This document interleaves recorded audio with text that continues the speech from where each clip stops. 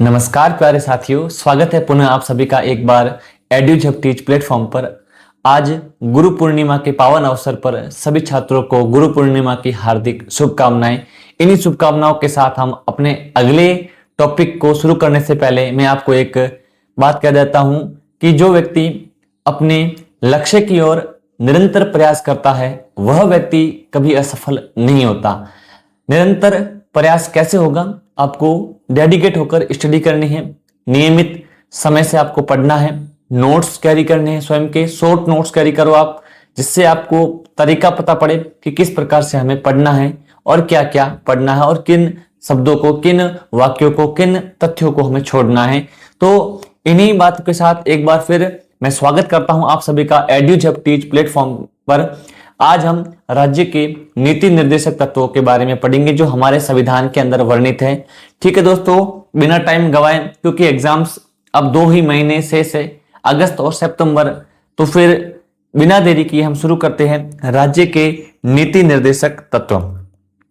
ठीक है दोस्तों, राज्य के नीति निर्देशक तत्व, सबसे पहले हम क्या करेंगे, इनका परिचय पढ़ते हैं कि भाई राज्य के नीति निर्देशक तत्व क्या होते हैं, इनको हमारे संविधान में स्थान दिया गया है तो ये क्या काम आते हैं, वो सारी बातें हम आज इसमें चर्चा करेंगे। सबसे पहले कि भारत के संविधान में राज्य के नीति निर्देशक तत्व क्यों जोड़े गए। तो देश के अंदर शासन व्यवस्था का लोकतांत्रिक स्वरूप प्रदान करने के लिए देश में नीति निर्देशक तत्वों को अपनाया गया। तो पहली बात हम देखते हैं इसमें, देश में शासन, देश में शासन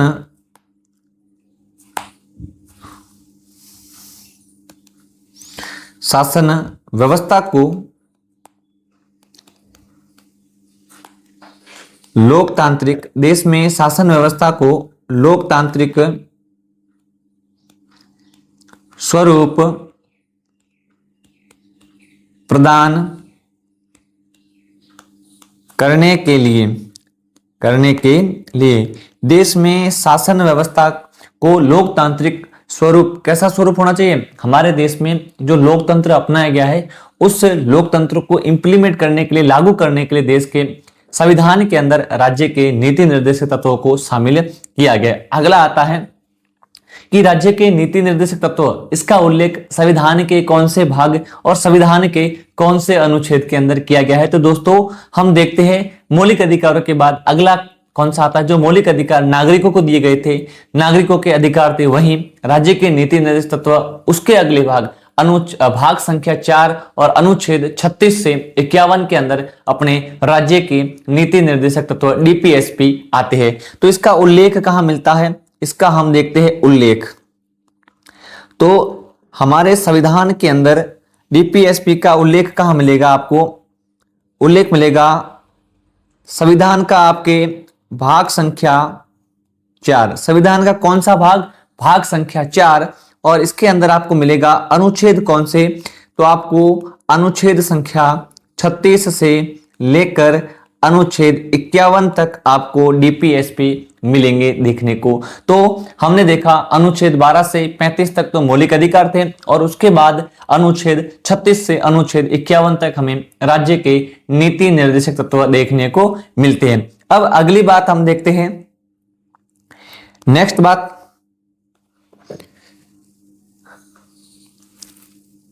जो राज्य के नीति निर्देशक तत्व हमारे संविधान में अपनाए गए हैं ये कौन से देश से ग्रहण किए गए हैं। तो हमें यह भी ध्यान रखना होगा कि भारत के संविधान के अंदर जो डीपीएसपी राज्य के नीति निर्देशक तत्व स्वीकार किए गए हैं वह किस देश के संविधान से ग्रहण किए गए।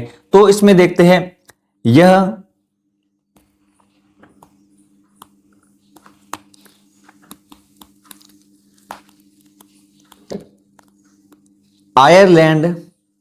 आयरलैंड के संविधान से ग्रहण। तो तीसरी बात आई आपके यहां पर कि जो राज्य के नीति निर्देशक तत्व है वह आयरलैंड के संविधान से ग्रहण किए गए। अब अगली बात आती है कि वास्तव में नीति निर्देशक तत्व या नीति निर्देशक सिद्धांत होते क्या हैं? देखिए, आप संविधान के भाग 4 को उसका नाम देखोगे तो उसमें लिखा हुआ है राज्य के नीति निर्देशक सिद्धांत, अर्थात राज्य की नीति को निर्मित करने के लिए जो निर्देश दिए गए हैं वे बातें वहां पर, यानी इनका संबंध नागरिकों से नहीं होता। ये किस पर लागू होते हैं? राज्य पर होते हैं। राज्य पर क्यों लागू होते? क्योंकि नीति निर्देशक तत्वों पर आप वाद नहीं कर सकते, आप उसकी मांग नहीं कर सकते, लेकिन जब राज्य के पास संसाधन होते हैं तो उन संसाधनों का उपयोग करके राज्य नीति निर्देशक सिद्धांतों को लागू कर सकता है। इस प्रकार से जो राज्य के नीति निर्देशक सिद्धांत है वह राज्य के लिए होते हैं, ना कि नागरिकों के लिए। तो अगली बात हम देखते हैं, यह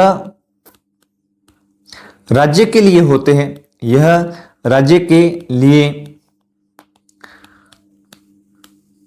होते हैं तथा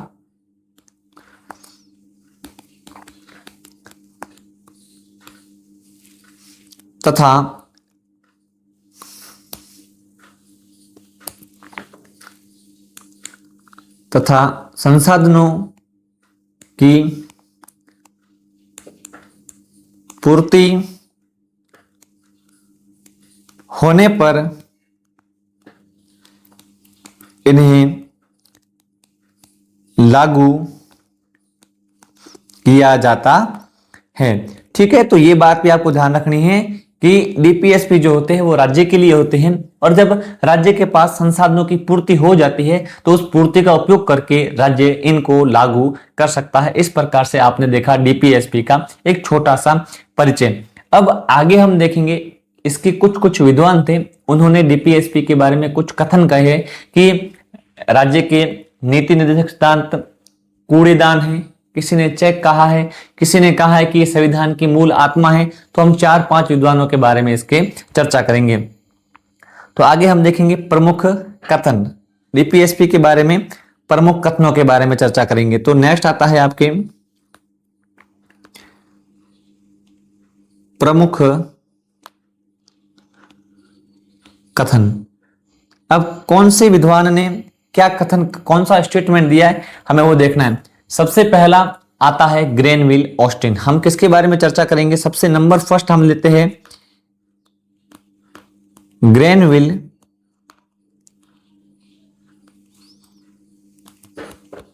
ऑस्टिन। ग्रेनविल ऑस्टिन ने इनके बारे में क्या कहा है कि संविधान की मूल आत्मा, ग्रेनविल ऑस्टिन के द्वारा डीपीएसपी को संविधान की मूल आत्मा कहा है। तो इसने क्या कहा?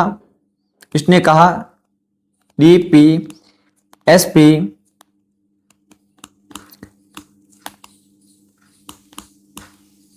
संविधान की मूल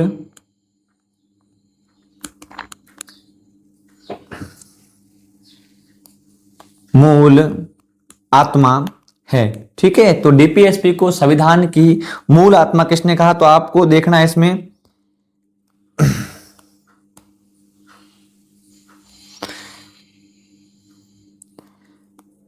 ठीक है, संविधान की मूल आत्मा डीपीएसपी को किसने कहा है अपने? तो ग्रेनविल ऑस्टिन के द्वारा इसको संविधान की मूल आत्मा कहा गया है। नेक्स्ट विचारक हम लेते हैं यहां पर, अगला आता है आपके के.टी. शाह। अगला विद्वान कौन सा है? के.टी. शाह। क्या कहते हैं? के.टी. शाह कहते हैं कि डीपीएसपी एक ऐसा चेक है जो बैंक की इच्छा पर छोड़ दिया गया है। क्या किससे कि डीपीएसपी एक ऐसा चेक है जिसे बैंक की भुगतान की इच्छा पर छोड़ दिया गया है, यानी इसको लागू, चेक बैंक की इच्छा है तो चेक को पास भी कर दे और उस चेक को निरस्त भी कर सकती है। ठीक वैसे ही राज्य की इच्छा है तो डीपीएसपी को लागू भी कर दे और इसको लागू ना भी करें। तो अगला आता है के.टी. शाह कहते हैं कि डीपीएसपी चेक के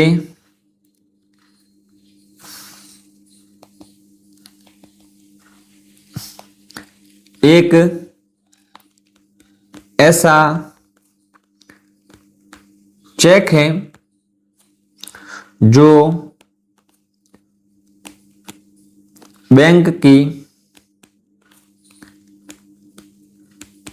इच्छा पर छोड़ दिया गया है। तो दूसरा कथन क्या है, डीपीएसपी एक ऐसा चेक है जो बैंक की इच्छा पर छोड़ दिया गया है। ठीक, अब अगला विचारक आता है नंबर 4। एक विचारक है नासिरुद्दीन। अब ये क्या कहते हैं, जो आपके डीपीएसपी है ना, ये नव वर्ष की शुभकामना का संदेश है। क्या बोला इसको, यह नव वर्ष की शुभ कामना का संदेश है। अब इन्होंने इसे नव वर्ष की शुभकामना का संदेश क्यों कहा, जिस प्रकार से हमारे यहाँ पर नव वर्ष आने पर लोग शुभकामनाएं देते हैं और उसके कुछ दिनों बाद उस नव वर्ष को भूल जाते हैं, ठीक वैसे ही इन्होंने कहा है कि डीपीएसपी को संविधान के अंदर आपने शामिल तो कर दिया है, एक शुभकामना दे तो दी है, लेकिन उसके बाद आप इसको भूल गए हो। लेकिन ऐसा वर्तमान में नहीं, काफी ऐसे डीपीएसपी है जो मूल अधिकारों में और अन्य जगह इनको जोड़ा गया है, उसको संविधान में जगह दी गई। उसके बाद अगला आता है अपने टीटी कृष्णमाचारी। अगला विद्वान है टीटी कृष्णमाचारी। अब टीटी कृष्णमाचारी ने क्या बोला है इसको, डीपीएसपी भावनाओं का स्थायी कूड़ा घर है। इन्होंने क्या बोला है, डीपीएसपी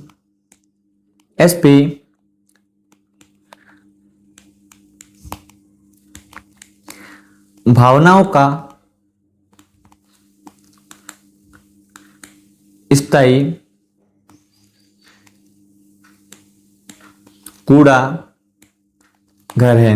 ठीक है, डीपीएसपी को भावनाओं का स्थायी कूड़ा घर किसके द्वारा कहा गया, तो हमारे एक विद्वान है टीटी कृष्णमाचारी। नववर्ष का संदेश किसने कहा, तो नासिरुद्दीन। उसके अलावा ग्रेनियल ऑस्टिन ने इसको मूल आत्मा कहा है। तो आत्मा नाम से 3 जगह है। प्रस्तावना को आत्मा किसने कहा, उसके बाद संवैधानिक उपचारों के अधिकार को आत्मा किसने कहा, और अब डीपीएसपी। तो ठाकुर भार्गव दास के बारे में देखा, उन्होंने प्रस्तावना को संविधान की आत्मा कहा। बी.आर. अम्बेडकर ने संवैधानिक उपचारों को का अधिकार था, उसको संविधान की आत्मा कहा। और उसके बाद अब आता है ग्रेनियल ऑस्टिन, उसने राज्य के नीति निर्देशक तत्वों को राज्य की आत्मा कहा। इस प्रकार से विभिन्न विद्वान आते हैं। उसके बाद एक और विद्वान आता है, वो है आपके के.सी. व्हीयर। वो कहते हैं यह कार्यपालिका और न्यायपालिका के बीच संघर्ष को बढ़ावा देता है। तो क्या नाम आता है आपके, अगला आता है के.सी. व्हीयर। नेक्स्ट है आपके नंबर 5 के.सी. व्हीयर। इसमें इन्होंने क्या कहा, यह कार्यपालिका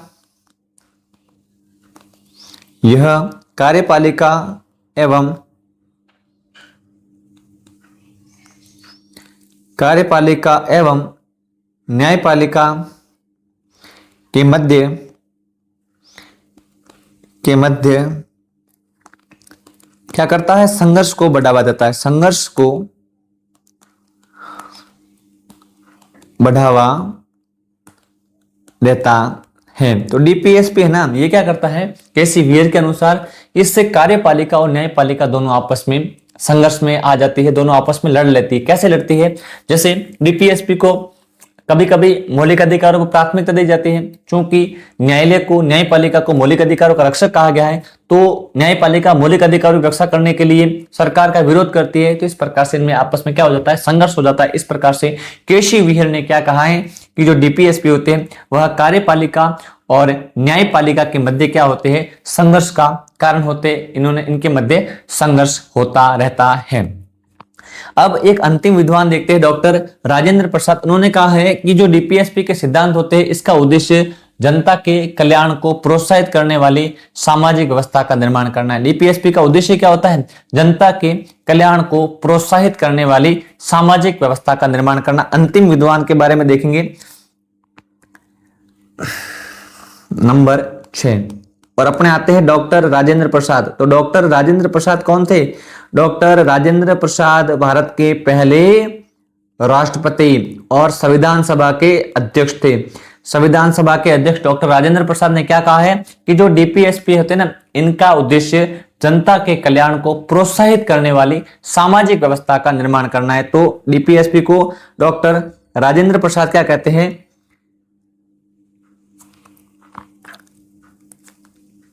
डीपीएसपी का उद्देश्य जनता के कल्याण को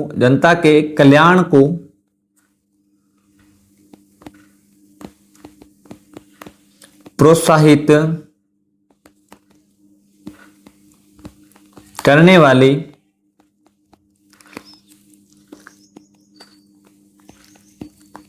सामाजिक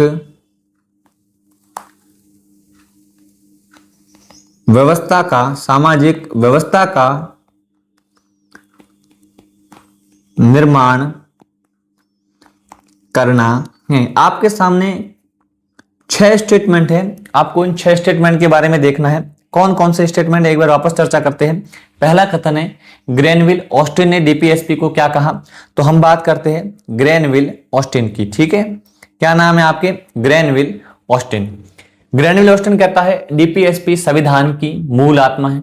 उसके बाद आते हैं केटी शाह। केटी शाह ने डीपीएसपी को एक ऐसा चेक कहा है जो बैंक की इच्छा पर निर्भर है। नासिरुद्दीन कहते हैं यह तो नव वर्ष की शुभकामनाओं के समान है, कुछ समय के बाद लोग इसे भूल जाते हैं, लेकिन ऐसा नहीं है। उसके बाद टीटी कृष्णमाचार्य ने कहा यह तो भावनाओं का कूड़ागर है, कि संविधान के विशेषज्ञ भावनाओं में बहकर उन्होंने इसको शामिल तो कर दिया, लेकिन वर्तमान में इसका औचित्य नहीं। ये उस समय कहा था टीटी कृष्णमाचार्य, ठीक। उसके बाद आते केसी विहर। केसी विहर कहते हैं डीपीएसपी के कारण कार्यपालिका और न्यायपालिका के मध्य संघर्ष को बढ़ावा मिला है। उसके बाद आता है डॉक्टर राजेंद्र प्रसाद। डीपीएसपी का उद्देश्य जनता के कल्याण को प्रोत्साहित करने वाली सामाजिक व्यवस्था का निर्माण करना डीपीएसपी का उद्देश्य होता है। इस प्रकार से विभिन्न विचारकों ने डीपीएसपी के बारे में अपने अपने तर्क प्रस्तुत किए हैं। अब अगला हम देखते हैं कि डीपीएसपी की क्या क्या विशेषताएं हैं, ये किस प्रकार से हमारे जीवन और हमारे संविधान के लिए कारगर साबित होती है। इस प्रकार से हमने डीपीएस के कथनों के बारे में आगे हम चर्चा कर रहे हैं। नीति निर्देशक सिद्धांतों की विशेषताओं के बारे में, इसकी क्या क्या प्रमुख विशेषताएं, ये क्या होते हैं वो सारी। सबसे पहले आता है नंबर फर्स्ट, हम इसकी विशेषता देखते हैं। इसका प्रमुख उद्देश्य क्या होता है कि डीपीएसपी को हमारे संविधान में क्यों शामिल किया गया, इसका मूल कारण क्या है। तो इसका प्रमुख उद्देश्य, नीति निर्देशक तत्व का प्रमुख उद्देश्य कल्याणकारी राज्य की स्थापना करना है। तो पहला इसका उद्देश्य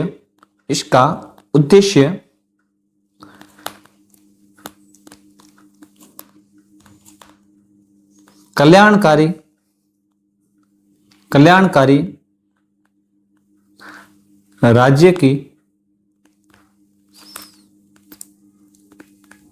स्थापना करना है। इसका उद्देश्य कल्याणकारी राज्य की स्थापना करना है। आप देखोगे जब आप अनुच्छेद 36 से अनुच्छेद 51 में पढ़ोगे तो इसमें ऐसी काफी कल्याणकारी बातें कही गई हैं जो देश के लोगों के लिए, लोगों के हित के लिए बहुत ज्यादा सहायक सिद्ध होती है। अगर इन सारे डीपीएसपी को लागू कर दिया जाए तो भारत वास्तव में एक कल्याणकारी राज्य बन जाता है। इसीलिए कहा जाता है कि भारत कैसा देश है, भारत में एक कल्याणकारी लोकतंत्र को अपनाया गया है। कैसा लोकतंत्र है हमारे यहाँ पर? कल्याणकारी लोकतंत्र। उसके बाद अगली इसकी विशेषता क्या है? दूसरा इसका उद्देश्य था सामाजिक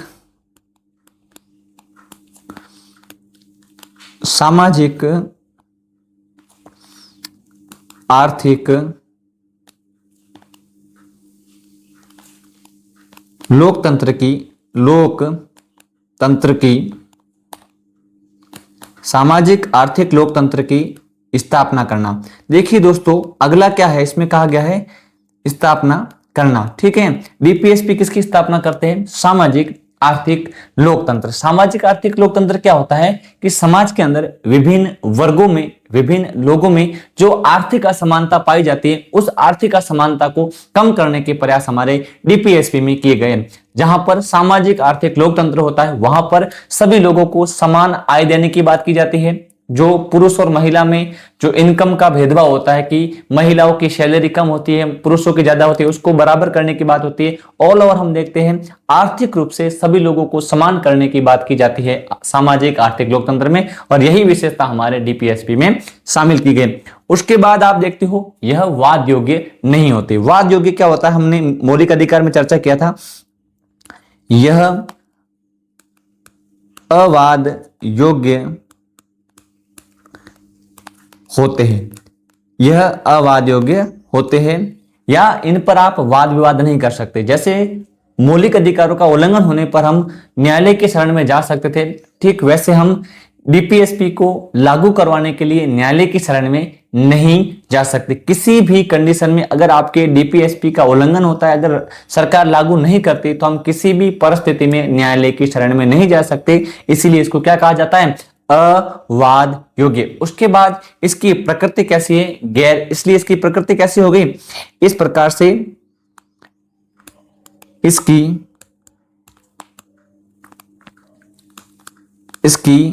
प्रकृति गैर न्यायोचित, इसकी प्रकृति गैर न्यायोचित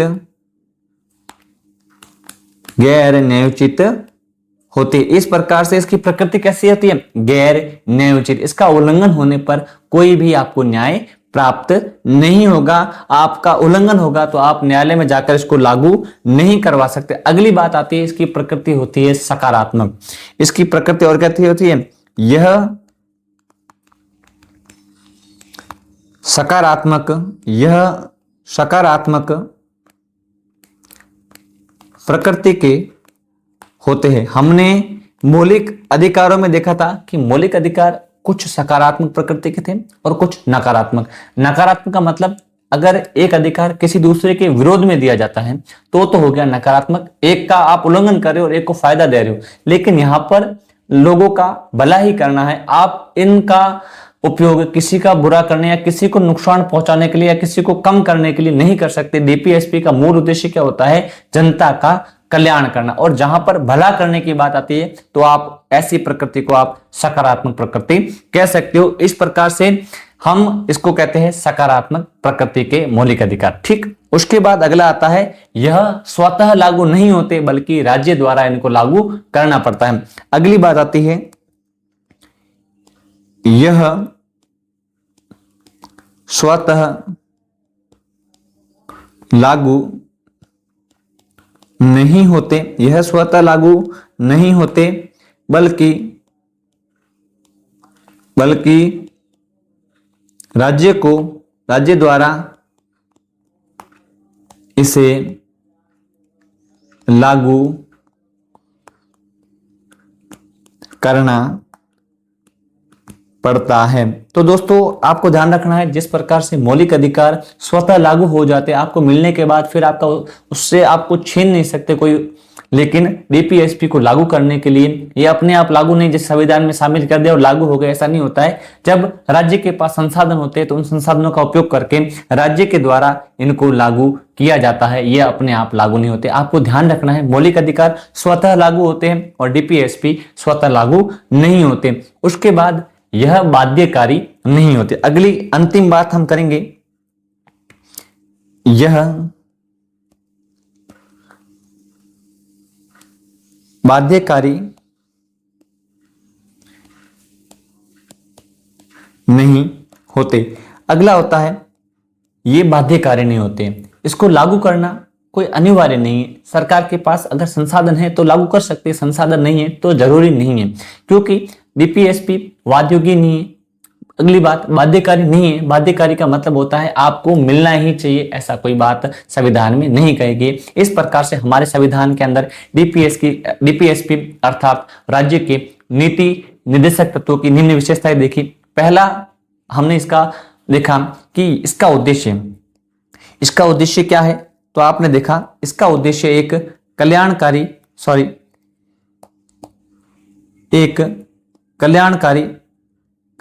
राज्य की स्थापना करना। डीपीएसपी का पहला उद्देश्य क्या है? कल्याणकारी राज्य की स्थापना करना। उसके बाद दूसरा है सामाजिक आर्थिक लोकतंत्र की स्थापना करना। उसके बाद आता है यह गैरवाद योग्य होते हैं। इसकी प्रकृति कैसी होती है? गैरवाद योग्य होते हैं।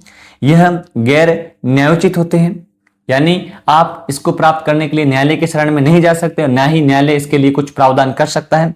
उसके बाद यह सकारात्मक प्रकृति के होते हैं। ये सारे के सारे सकारात्मक प्रकृति, इसमें नकारात्मक प्रकृति बिल्कुल भी नहीं होते। उसके बाद यह स्वतः लागू नहीं होते। अगली बात आपको ध्यान रखना है, यह स्वतः लागू नहीं होते। मौलिक अधिकार स्वतः लागू हो जाते हैं। इसको लागू करने के लिए राज्य द्वारा कानून बनाना पड़ता है, संविधान संशोधन करना पड़ता है। बाद में हम देखेंगे कौन कौन से हुए हैं। और उसके बाद यह बाध्यकारी भी नहीं होते, इसको लागू करना कोई जरूरी भी नहीं, लेकिन राज्य संसाधनों की पूर्ति के साथ साथ इसको लागू भी करती रहती है। इस प्रकार से हमने देखा डीपीएसपी की कुछ सामान्य परिचय, जिसमें हमने देखा इसका उल्लेख कहाँ है, उसके बाद कहाँ से लिया हमने ये व्यवस्था, कहाँ से किस देश से ग्रहण करी। उसके बाद हमने 4-5 विद्वानों के कथन देखे डीपीएसपी के बारे में। और उसके बाद हमने कुछ विशेषता, सवाल कैसा आएगा, निम्न में से कौन सी विशेषता डीपीएसपी की नहीं है। या फिर आता है कथनों को पढ़िए, फिर नीचे आएगा निम्न में से कितने कथन सत्य है, कितने असत्य है, ये भी सवाल आता है। तो इस प्रकार से आपको इसकी विशेषताओं को ध्यान से देखना। विशेषताएं अक्सर एग्जाम्स में पूछी जाती है और काफी एग्जाम्स में पहले पूछी भी गई है। दोस्तों नेक्स्ट क्लास में हम देखेंगे मौलिक अधिकार और डीपीएसपी का आपस में संबंध, और उसके बाद हम मौलिक डीपीएसपी को शुरू कर देंगे। धन्यवाद दोस्तों, मिलते हैं अगली क्लास में। आप चैनल को लाइक करना, सब्सक्राइब करना बिल्कुल ना भूले और अपने अधिक से अधिक दोस्तों के साथ साझा करें, क्योंकि सीईटी एक ऐसा एग्जाम जिसमें लगभग 20-22 लाख के आसपास फॉर्म भरे। दोस्तों कंपटीशन इतना टफ है कि आसानी से वहां होना बहुत मुश्किल है आपका सिलेक्शन। आप सीईटी को भी पार करो, बहुत बड़ी चीज है, क्योंकि बिना सीईटी के आप किसी भी अधीनस्थ बोर्ड की परीक्षा में पात्र नहीं है। तो आपको विशेष ध्यान रखना है, किसी भी कंटेंट में लापरवाही नहीं बरते, सीरियस तैयारी करने वाले विशेष ध्यान दें, आपके लिए हर एक पल बहुत ज्यादा जरूरी है। तो दोस्तों मिलते हैं अगली क्लास में मौलिक अधिकारों और राज्य के नीति निस्तक तत्वों के मध्य संबंध, और उसके बाद जो आगे के मौलिक अधिकार डीपीएसपी आपको जो दिए गए हैं उनके बारे में हम चर्चा करेंगे। धन्यवाद दोस्तों।